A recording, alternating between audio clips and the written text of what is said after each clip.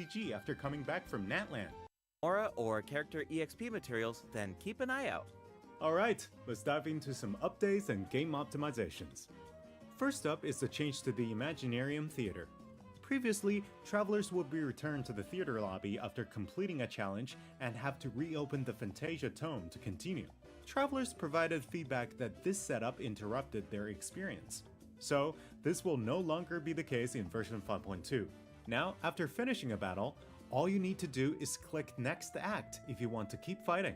Nice. Travelers can now enjoy the thrill of combat without any interruptions. And for all the generous travelers who like to configure supports for their friends, a supporting caster record has been added in the new update. You can now check which friends have borrowed your supports by looking at the supporting cast screen. Cool. It'll be nice to know that our supports are helping people out. Yup.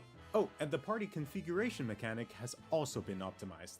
Besides the elemental filtering, the Imaginarium Theater will now feature recommended role icons, elemental statistics, and markers for the main types of enemies.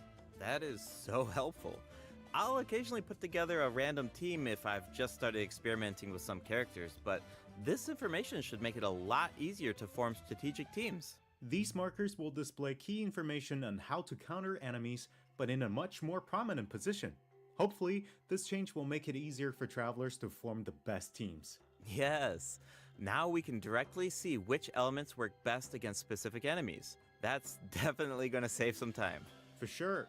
And we can expect even more optimizations in the future as travelers continue to provide valuable feedback about their experiences. Okay, let's introduce the other system optimizations coming in version 5.2. You can now sort 5-star artifacts in your inventory based on when you obtained them, from the most recent to the oldest. Second, the animations for crafting materials, forging weapons, building furniture, and cooking dishes are now shorter in length. That's really nice. The dev team designed a lot of intricate animations for these features, but it can feel a bit frustrating when you have to watch them over and over again. There will also be several optimizations for the Serena Teapot. The seed dispensary can now hold more of every type of seed. You'll be able to purchase wood at the Realm Depot in exchange for Realm currency.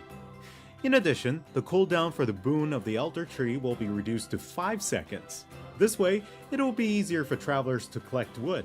Awesome! I've been meaning to use some cool replicas in my Serena Teapot, but I'm always short on wood, so this should be really helpful. Nice! I'm so excited for you!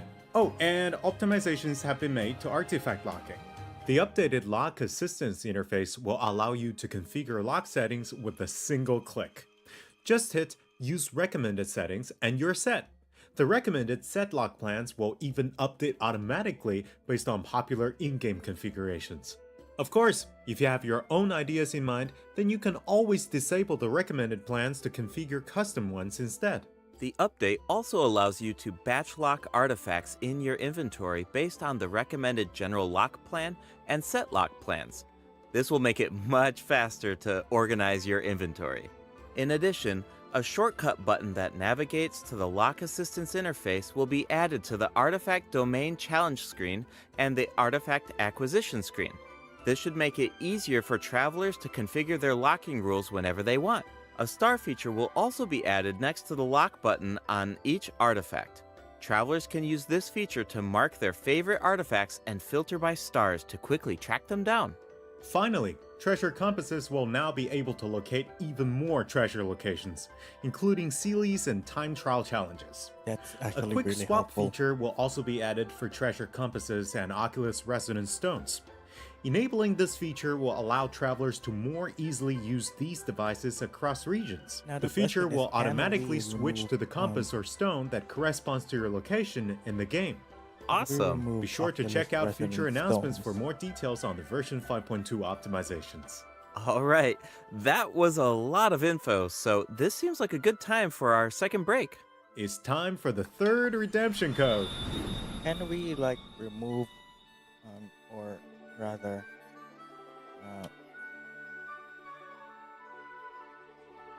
disassemble? Yeah, disassemble Oculus Resonance stones.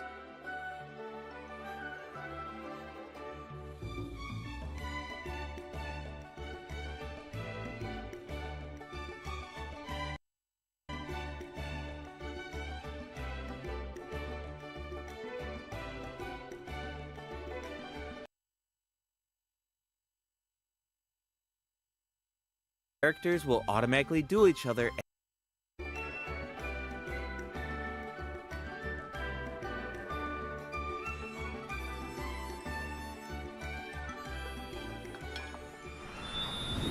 Welcome back, travelers!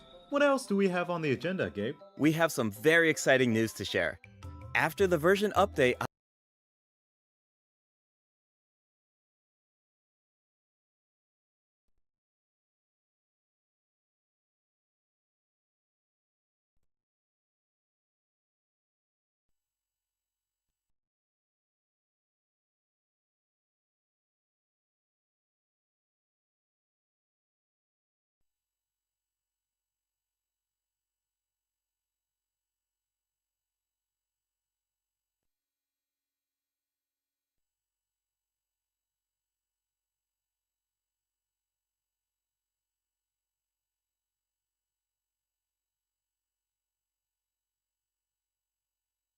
False because she has amazing personality, and Auroran seems like a very layered character.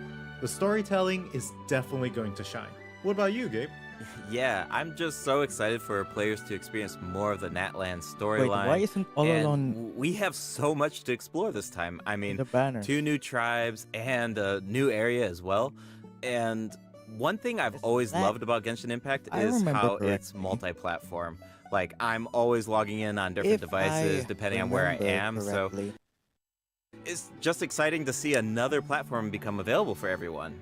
Yeah. And yeah, on that note, I All hope you Alone have fun with the was new not version, travelers. in the banners. Bye. All Alone was not in the banners. Chaska, Linny will be in the first half, and then Zhongli and Nubilet, which should not be next to each other in lore.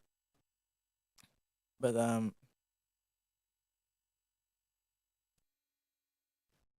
where's Ololon? Are we getting a free Ololon, or are we gonna have him next patch? I don't know. Anyway, I'm gonna pull. Initially, I'm gonna pull for Chaska, but yeah, Nubilet rerun. Bye.